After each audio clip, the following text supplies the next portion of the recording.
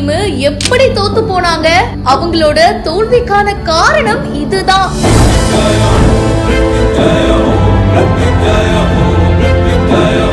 வாங்க என்னன்றத முழுசா ஆராய்ஞ்சு பாப்போம்.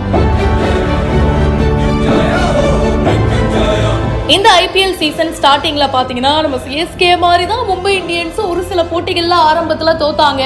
ஆனா அதுக்கப்புறம் பாத்தீங்கன்னா பயங்கரமான ஒரு டிரான்ஸ்ஃபர்மேஷனுங்க. மும்பை இந்தியன்ஸ் டீம் விளையாடுறத பார்த்தா கண்டிப்பா 6வது கோப்பையை ஜெயிச்சிடுவாங்களோ அப்படின்னு நம்ம நினைச்சோம். ஆனா அது எல்லாத்தையும் பஞ்சாப் டீம் துவம்சம் பண்ணிட்டாங்க. மும்பையோட தோல்விக்கு முக்கிய காரணமா பார்க்கப்படுறது என்ன தெரியுமா? மும்பைக்கு மிகப்பெரிய பலமே பும்ராவோட பவுலிங் தாங்க. அப்படி இருக்கும்போது போன மேட்ச்ல பும்ராவோட பவுலிங் இவங்க அசால்ட்டா அடிச்சிட்டாங்க.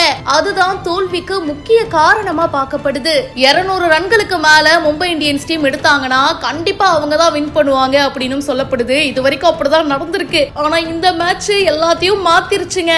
பும்ராவோட 4 ஓவர்ல 40 ரன்கள் பஞ்சாப் எடுத்துட்டாங்க.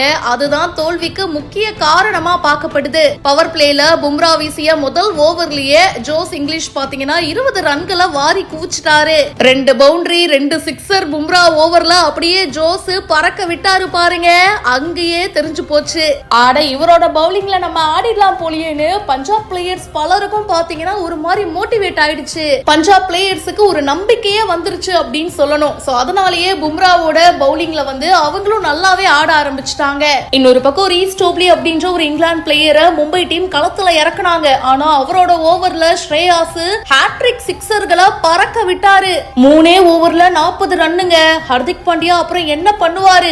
இறுதி கட்டத்துல அஸ்வினி குமார் பவுலிங் போட வேண்டிய சூழல் வந்துருச்சு. வேற என்ன பண்றது சொல்லுங்க? ஒருவேளை எண்ட்ல எக்ஸ்பீரியன்ஸ்டு பிளேயரான பும்ரா மாதிரி யாராச்சும் பந்து வீசி இருந்தா முடிவு ஒருவேளை மாறி இருக்கலாம் அப்படின்றது ரசிகர்களுடைய கருத்தா இருக்கு.